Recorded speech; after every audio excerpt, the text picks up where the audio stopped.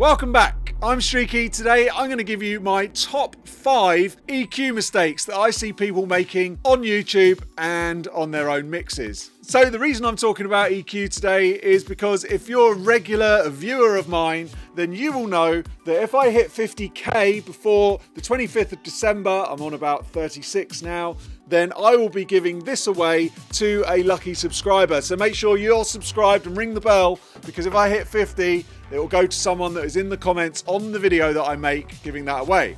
Anyway, back to today. So EQ is one of the main things that we all do. I'm essentially an EQ ninja because my main task in my job is to EQ, know exactly what to do, when and where. I've spent about 25 years refining my EQ technique so that I can then come onto YouTube and give it all away to you for free, because you're brilliant and you're going to press the like button right now and you're going to make sure you subscribed if you haven't. So what are they? Number 1 is low cut. Now when you're mixing, doing some low cuts is a good thing, but when you're mastering or on your mix bus, low cut isn't a good thing, because essentially, let's talk about low cuts for mixing first of all. Yes, low cuts are good because you can get them in, you can basically manipulate the sound. So if you've got a vocal or something, you're going to do a low cut on it so it hasn't got a load of stuff getting in the way of the bass and sort of muddling up that lower end area. But when it comes to on your mix bus or in mastering, having a low cut on there essentially means that you're going to be taking away from the bass and from the kick. Now you're really going to notice it on the kick, and if you haven't got big kind of chunky speakers where you can hear the sub, you can hear the kicks going on, you might be doing a low cut.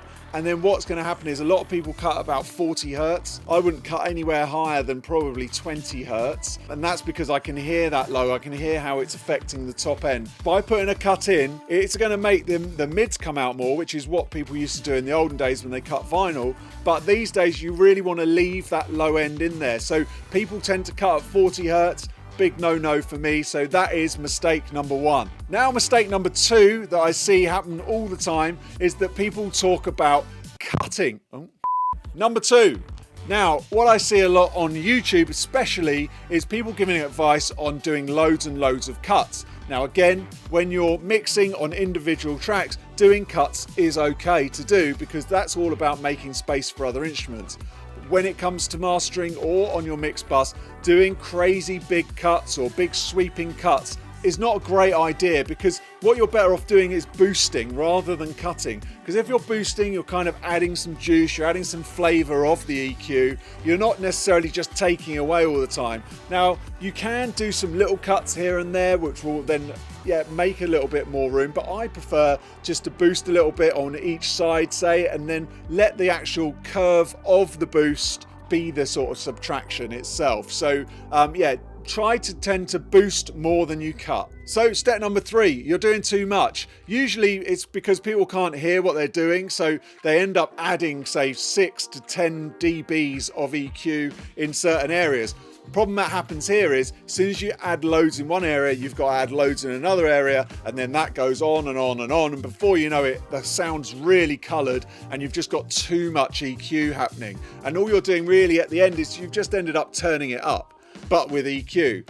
Now, you don't really want to be doing that. You want to just do little subtle EQ tweaks here and there, because what that does is that does compound over each bit of equipment you do, and as you gain stage up through various different bits of equipment, then those little touches really build into something big, rather than just doing a massive sweep on one EQ. That's just really messy, and it's just not the right way to behave. It will just over process things and you won't get a good sounding mix by doing that. So little tweaks in more places rather than big tweaks in one place. Step number 4 is MSEQ. Now, MSEQ is complete buzzword. Everyone talks about MSEQ. Oh, you know, that's obviously the trick that all mastering engineers do. MSEQ is the kind of, you're just using MS all the time. Well, I'm not, basically, and nor should you be. Because the problem is with MS, it's pretty radical. It's pretty dangerous stuff, in the wrong hands especially.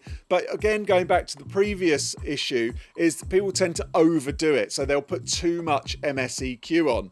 Now, if you don't know what MSEQ is, MS stands for mid and sides. And so what you've got, any information that's happening in the middle is the mid, and anything that's happening on the outside, this kind of reverby stuff, or, you know, things that are just sort of panned really wide, that is the sides. So what tends to happen is people will over EQ, so it really brings the mids out, and then or they'll really make things super wide, and then it gets all phasey and weird, and that sort of, you know, around your head kind of feel is what phases. So you've really got to be careful with MSEQ. People tend to really overuse it because it does really dramatic stuff straight away. And yeah, that sounds great for 2 minutes. It's like when you get a new plugin and you just stick it on everything and it's really overdone.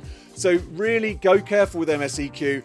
It's there as a mastering engineer, it's there as something to kind of get me out of jail, or just do a little tiny bit of it just to kind of maybe make a really flat mix stand out a bit. There's plenty of videos on my channel talking about MSEQ, and there's ones showing you little tricks that I do with MSEQ, but you'll notice all those tricks are very subtle. I won't do it on loads of stuff. I won't do loads of it. So yeah, MSEQ, that's the mistake I see. People getting overexcited about it and just slapping it on everything. So don't do it. I'll link a video there if you want to see that.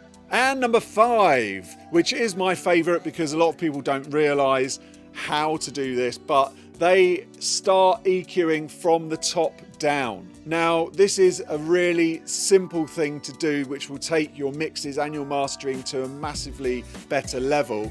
Is a really cheap way to master, a really cheap way to get a mix sounding good is just bang loads of top end on it. It sounds brighter. Your ears pick up around 1K better than they do in the lower frequencies. So by adding some top EQ on, it all sounds really bright and open and airy and great. Problem is with that, it also sounds very thin, and it also doesn't just sounds a little bit hard on your ears. So really, the way to do it so it sounds great is start from the bottom up. So get the bass right and the top will fall into place. You won't need to put any top on it. It sounds really classy.